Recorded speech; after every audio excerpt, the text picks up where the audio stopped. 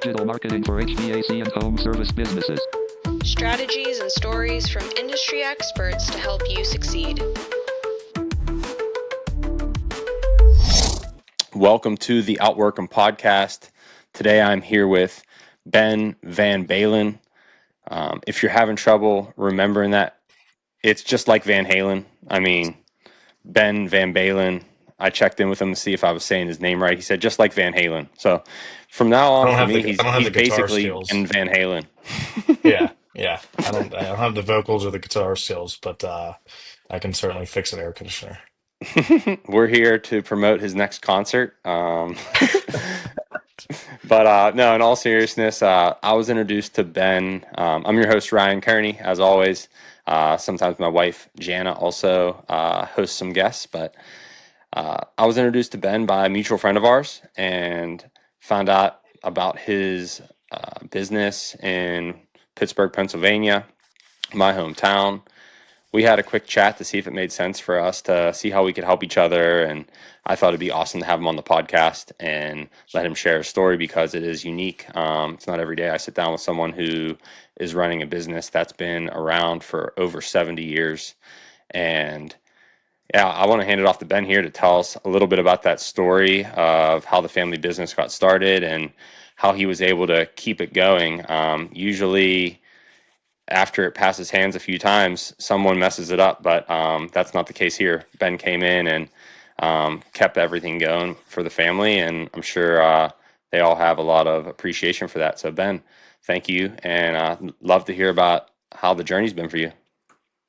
Thanks, Ryan. Thanks for having me. So we've, like you said, we've been in business for it's going on, I don't know, 73 years now. Hard to keep count, but we're a local air conditioning business that started in 1952 by my grandfather and two other business owners or partners of his. It was a roofing and heating company. So in the 50s, in at least our area in the South Hills of Pittsburgh, air conditioning wasn't relevant. And it was Hmm. also too expensive for people to install in their home. So they did roofing in the summer times instead of fixing air conditioners. And it wasn't until the 80s when they rebranded to air conditioning. It was probably the late 70s at that point. And the two other business owners, my grandfather also owned a bar with them, and they got in some sort of argument, and they were like, let's split up. What do you want? And my dad was like, I'll take the air conditioning company. Or my grandfather, he's like, you take the air conditioning company. You guys can have the bar. And Hmm. it was off and running from there. And my father had been in the business since he was a teenager. Hmm. I think they started when he was 14. He started in the business and didn't go to college, but worked his way up with my grandfather and learned the business. And when my grandfather retired in the early 90s, my father had taken over and Hmm. ran the business just like he did. Was a community guy, was in the Rotary. Everybody loved him. And Yeah. and it was 2007, my dad had a massive heart attack and passed away Oh, when I was a senior in college. wow. So it was a shock to my mom, who had been in the business and was managing, was more of an office manager, but had to Hmm. switch right to an owner. And knowing nothing about air conditioning other than how to pay bills and and receive and receive Hmm. checks, Yeah. she didn't know a whole lot, and had to really, jump into that owner role and really helped survive the business and thrive the business until I graduated college in 2008. Where were you I'd studying? start. I was studying marketing. I was a business major and studying marketing, and my Where at? uncle, Mercyhurst College, Oh, cool. so up in Erie, Pennsylvania. So I Hmm. graduated there in 2008, and I promised my mom that when I came back, I would help her whatever she needed me to do and help her get back on her feet. And I had been in the business for 4 years, working in breaks and Hmm. holidays and stuff in summers. So I'd been in the business, but didn't know enough. It was more of just my college job to get a paycheck. So whenever I got back in the business, I told myself I'll do 2 years, help my mom get back on her feet. And here I am 21 years later, still, running the business. My mom had taken over the business and then retired in 2020. So kind of right Okay. during COVID. Yeah. She had been taking a step back, since about like 2017. She'd taken a step back and only worked 2, 3 days a week. And Hmm. 2020 came along with COVID, and just the industry changed. Yeah. And she said, you know what, you're passing me up. The time is passing me up. Technology's passing me up. It's, one Friday, it was her last Friday, and she never came in again. And she loves it. Yeah, oh, that's cool. Yeah. And what was that like for you? I mean, you said 2 years, and sounds like you and your mom were able to, like any working relationship or working dynamic, I'm sure there were things to overcome, but it sounds like y'all were able to have some success together, and then ultimately, um, you took over, and so yeah, what was that like for you going when did you decide kind of to go beyond that 2 years, and what were the signals that you kind of got that that was the way you wanted to go? At first, it was, you know, our family business needed help. And I thought Hmm. that was my responsibility to be there as long as I needed to be there, and as long as my mom and our company needed to be. And I felt like I owed it to my grandfather and my dad to be there and help this business grow. And it, after, I wouldn't say it was first 2 years, but after I was in the business for 6 to 8 years, it got to a point where this wasn't just a job. This wasn't just my job after college and just a Hmm. little gateway job before I, went and wore a suit and worked downtown for marketing. It got to a point where I thought I could make a career out of this. And Hmm. if I really wanted to do it, I had to grow. I had to push. I had to, go out of my comfort zone and understand that, yeah, was I a service technician for 10 years? Yeah, but it's more than just that. I had to understand the business and learn it as I was in the field as well. Yeah, makes sense. And then whenever you kind of took over the business, or your mom kind of passed you the reins, uh, what was that like? Now all of a sudden there wasn't this, I know you said there was this kind of 3 year period, 2017, 2020 transition, but uh, we chatted briefly, and you spoke with me about how you decided to kind of get some more technology involved and do some other things to serve the community the best you can, and make sure the business kept surviving much longer. Yeah, and that was the difficult part. It's kind of two part. One is trying to digitize everything and understand that, we were losing some valuable time and just doing stuff by pencil and paper. Yeah. And I thought that going and using technology, because it's there, it's not leaving, would be vital to growing our business. And the other was understanding that, I grew up with a lot of these employees that have been with me for 30 years. I mean, they're basically father figures to me, and now I'm their boss. Hmm. One day I'm just their boss and I have to sign their paychecks. Hmm. And getting them to understand that, I'm on their team. Hmm. They're not the horses and I'm sitting on the chariot. Yeah. I'm a horse with them, and we both have to drive this business if we want it to grow. So Hmm. having that communication in the forefront, as long as not micromanaging, and understanding that, I can't make every change now. Yeah. This is a change that, okay, we're going to go to iPads, year one, and next year we're going to go to flat rate, and we're going to do this at almost baby steps to help, Hmm. where I'm not overloading my guys with stuff that they're not used to and haven't been used to for the last 30 years. Yeah. Well, good workhorse. I feel like that's a terminology I hear. I feel like that's what Right. my dad would say. Good workhorse. Right. Oh yeah.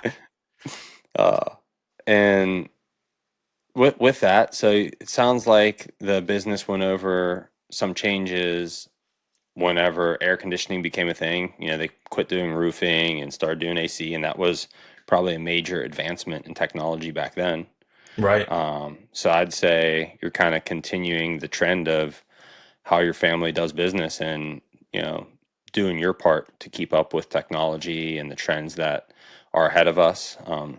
Right now, what would you say are the most innovative things, or things that differentiate you from some of your competitors that our community should hear about? That way, whenever they're making a choice, they can consider you. think one is understanding the efficiency of these units and how incredibly efficient they are, Hmm. because the technology not only has changed in the air conditioning field, but it's changed in the heating industry as well. I mean, you're getting 99% efficient furnaces. You're getting 25 SEER air conditioners where, in the 80s, even 90s, 10 SEER was the most efficient air conditioner you can get. So you're over Hmm. doubling the efficiency that you can get right now. And with rising utility rates and Hmm. equipment that is getting more and more expensive, it benefits customers to understand the value of that efficiency, that you do get your return on the investment if you invest in it, Hmm. but if you're not going to invest in it, and I think it's my job as an owner, it's our job as a company and a community to let these customers know that there is value in these products and in getting the efficiencies out of them that you need. Hmm.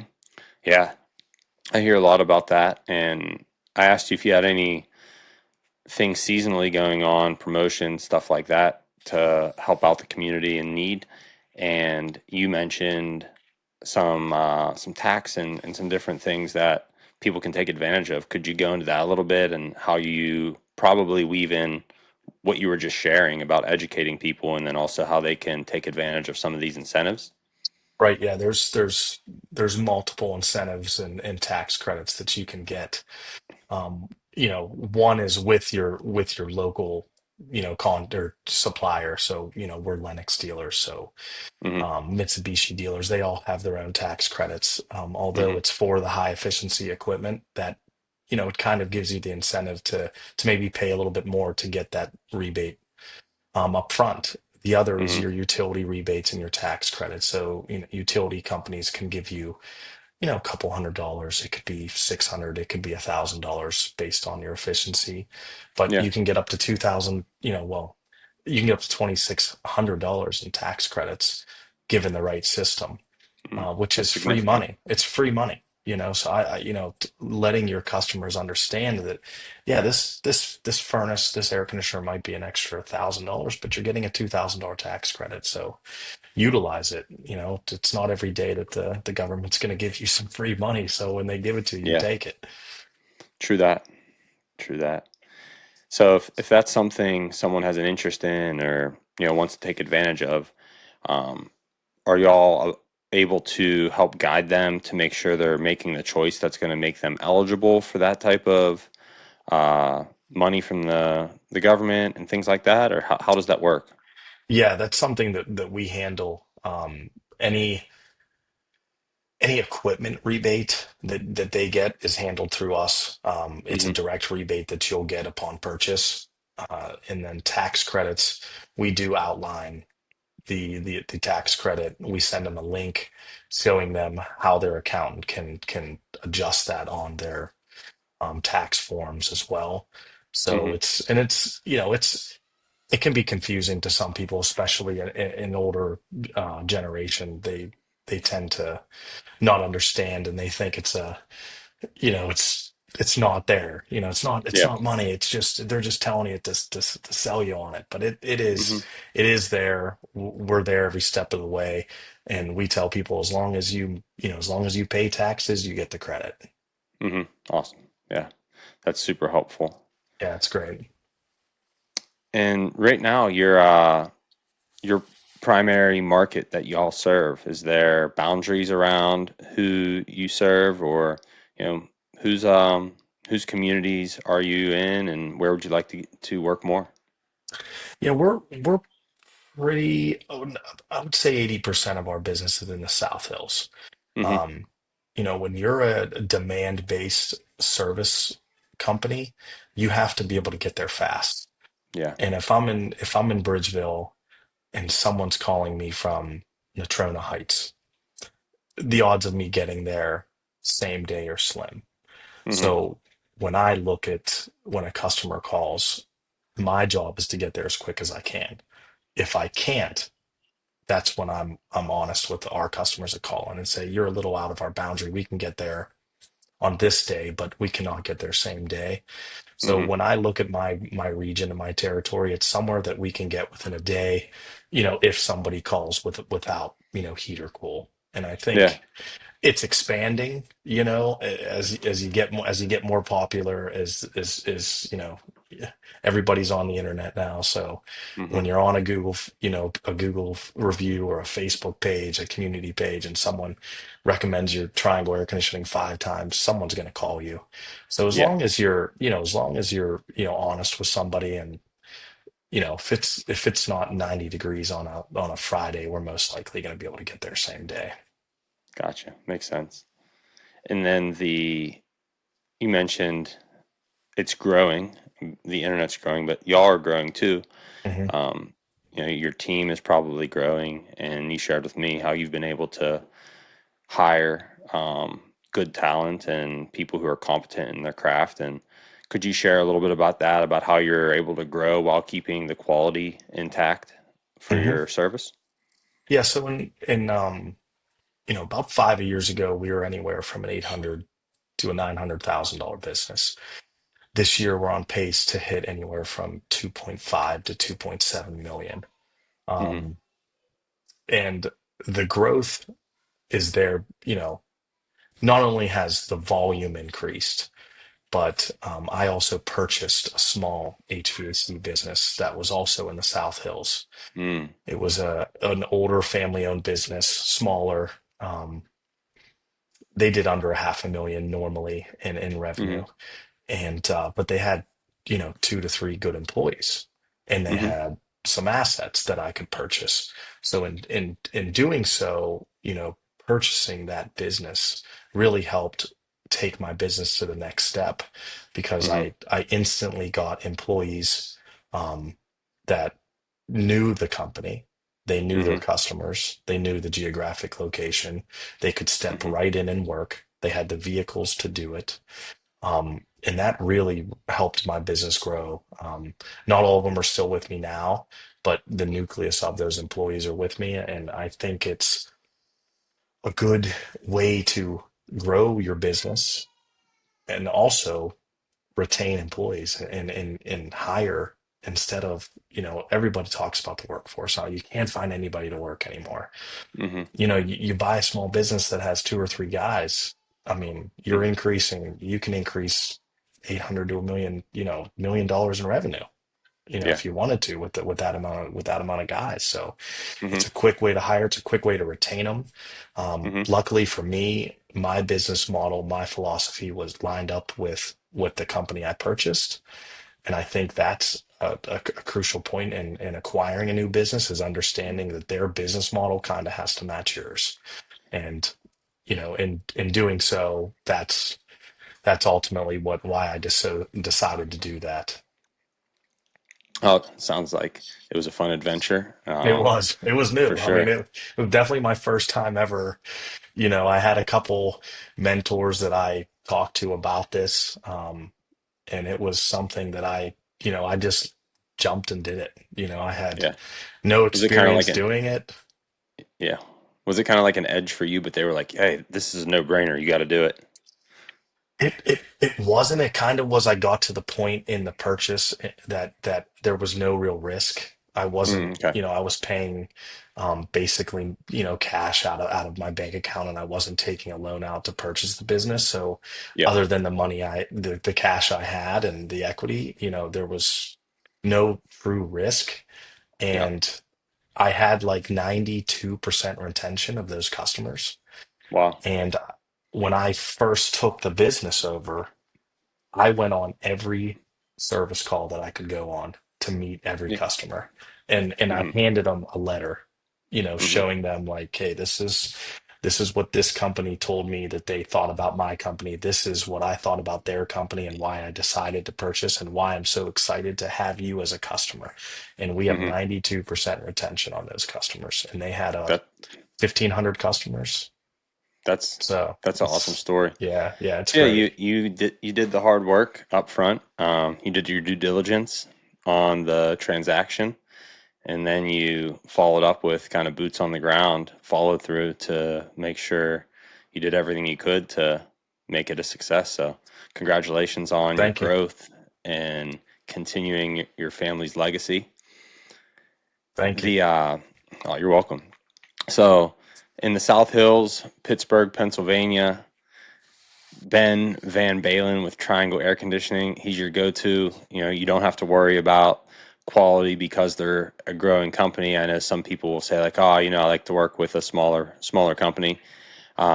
They feel like that touch from the owner sometimes starts to dissipate. And I could say this conversation definitely, is counter to that. It sounds like Ben here is very in touch with his customers, his employees, his business. I mean, we chatted on Monday about the podcast, and he let me know that he had a guy call out and he was going to be in the truck, and we're going to need to connect another time. So Right. you still might see him out there. And I'm still out yeah. there. Oh, he's oh, there you go. Horse I'm is still still out out there. there. Get Oh him, yeah, horse. you got to. You got to work. You got to show. You got Yeah, to show some of these employees that you can get your hands dirty still. there you go. Let me see your hands. They're right here. Like they're nice and dirty. I'm messing with you. Yeah. Um, So I had a guy ask me that one time on the podcast. He goes, you're on that keyboard. Let me see your hands. But next Yeah. here, Ben, I got we got some rapid fire questions. I like to end things off with you know, we got let's see. What would you say? Is there anything you're ultra excited about in your industry, or the next generation of home service business, or specifically HVAC business? Yeah, I'm excited for the new technology. I mean, this is, this last decade is just the technology's been unbelievable with these inverter compressors and inverter technology that's out there with the new refrigerant change coming. I think it's and how environmentally friendly it is something that's going to be pretty crucial for our industry for many years to Mm, come. So it's different. I feel like in the 6 years I've owned the business, I've went through a pandemic and now a complete overhaul of refrigeration regulation. So I feel like I've done a lot in the last 5 years that can give me some gray hairs, but hmm I'm pretty excited about where this industry's headed from a technology standpoint. Nice. Well, appreciate that, and we'll head into the last segment of the show. I like to do some rapid fire questions, Okay. and first question is best piece of business advice or business book you've read, one or the other, whatever comes to mind first. Good to Great is one of my favorite business books. And my best advice that I can give a business owner is to learn to say no. And I think people, when they get into business, want to say yes to every little thing they can do, and it hmm will completely overwhelm you. And know where your priorities are and learn that no is an okay thing to say to people. Awesome. One tool or piece of equipment you couldn't run your business without. And vehicles is the easy one. Okay, Um, but for sure it's our iPads and our technology that we have inside our vehicles. Yeah. got it. Your go-to way that you like to start your day. um I will wake up and I will read my emails. um hmm that is one cup thing. of coffee, tea with I'm it, I'm not water. I've never I had a cup of coffee when I was a kid. My dad gave me a sip of black coffee and I'd never had another sip again. It's just I don't have that acquired taste Yep. to drink it. I'm not a coffee drinker. I have enough energy as it is, but Yep. I like to get up. I mean, I have 4 kids, so I'm up at six hmm o'clock. So getting up early, reading some hmm emails, taking a shower, get to the office, and we got a couple good guys. We all sit on the dock every morning and talk about the day before and what we learned and what we didn't learn, and that's probably my routine every day. Nice. So you said y'all sit on the dock. We have Where a you on dock the in the back. river? No, I wish. Your I office on the wish. river? What's going No, on here? let's call it a loading dock, not I got you. not a Yeah, boat dock, but it's a yeah. loading dock we have in the back, and it's a Yeah. place where we'll sit when it's nice out, and just sometimes it's your best teacher is sitting out there Oh and yeah. talking about what a tech what they had happen to them, and what was good, what was bad, and I hmm I really like that. Oh, that's cool. I just had I knew what you're talking about. I just had to share Right? the Yeah. imagery that first popped in my head. It was like y'all sitting on the dock waiting for a boat or something. It Yep. was funny. Sitting on the dock of the bay. um, if you could go back to 2008, what would you share with your younger self that might have made things a little easier on you Hmm. at the time? I think I would have, if I would have known where I'd be today, um, I feel like I would have worked a lot harder. And that sounds like I didn't work hard at, at that point, but at that time, I wasn't married to the fact that I wanted to be a business owner. Hmm. And I think if I would have taken the time to really ingest and dig into being a business owner, understanding that this is my future, I Hmm. think what I would have done in '08 would have been nothing to, in comparison to what I do now. I would have busted my ass and got to work and really tried to push. Hmm. That's a really unique answer to that question. That's And it wasn't like I didn't. It was the fact that I had my mom. I knew I wasn't getting fired. yeah. I had a business that was sustained since 1952, and it wasn't like I didn't work hard, but it was like I didn't realize the full picture. I didn't Hmm. I didn't realize in 12 years I'd be the owner. Hmm. I just always thought, my dad's gonna be here, my mom's gonna be here, and then you get thrown a wrench and you have to adjust. And it took me a few years. I mean, I was getting right out of college. I mean, I was going to the, Yeah. going You're to going 22, to bar, 23 years yeah, old. going to bars and drinking pops and having a Hmm. good time, and then get thrown in this with my dad dying and having to take over a business and try to keep it on its feet with, basically two people that didn't have much business experience, with me and my mom, just trying to Hmm. get by and squeeze. And, I give my mom all the praise in the world, because without her, this business probably wouldn't be here today. Yeah. I'm back in Pittsburgh most summers for a good bit of time. Spend about, 4 months a year in Pittsburgh seeing my family, and Mhm. I feel like I've seen billboards for y'all Yeah. around um, in the South Hills, maybe like Castle Shannon area, um, Banksville Road, we always had a Banksville billboard Road. on Always had Banksville a billboard. Road. Yeah. Okay. That's kind of Yeah. a lost advertising technique for us, but Yeah. not that it's not effective. It just hasn't been something we've done in the past, but we were always Hmm. a billboard company for sure. Yeah. Definitely still effective. And, Right. what I've been hearing people say recently is no one's addicted to billboards and magazines. They're addicted to this thing, and everyone's scrolling Right. on their phone and things. So the Right. best return on investment is kind of shifting around from time to time now, and it doesn't mean that the old school methods don't have a return. It's just sometimes there's new avenues that people get a little bit more excited about, and something's got to give. So I get Everything it. repeats itself. Fashion, history, everything repeats itself. It's the same thing. And I think in marketing and business is, Hmm. it's eventually it's gonna all come back. It's all gonna come back in circle. Totally. Well, I want to say thank you for coming on the show today, Ben.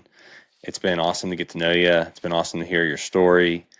Glad to know that you're still taking great care of the community and your employees and growing and providing jobs to the community, which is even an asset in itself beyond providing a service to the community. You're feeding families. So great work. And if anyone wants to get in contact with Ben, Ben, let them know the best way to get in contact with you or your company, um, and what they should expect whenever they reach out.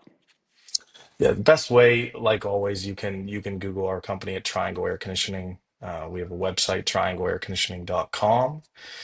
Those are the two best ways to get a hold of us.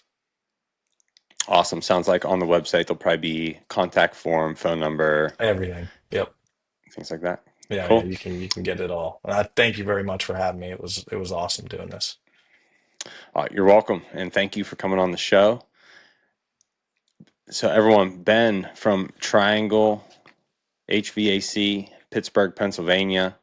Highly recommend getting to know him beyond just working with him. He's in the community. I think he's headed to about 4 softball games back to back to back to back tonight. Triple Yep. makeups from the rain in Pittsburgh.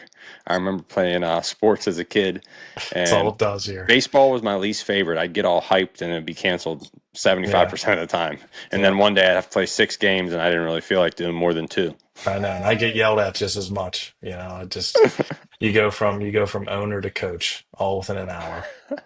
Probably more yelled at coach, I know. There's parents. definitely more emotion, that's for sure.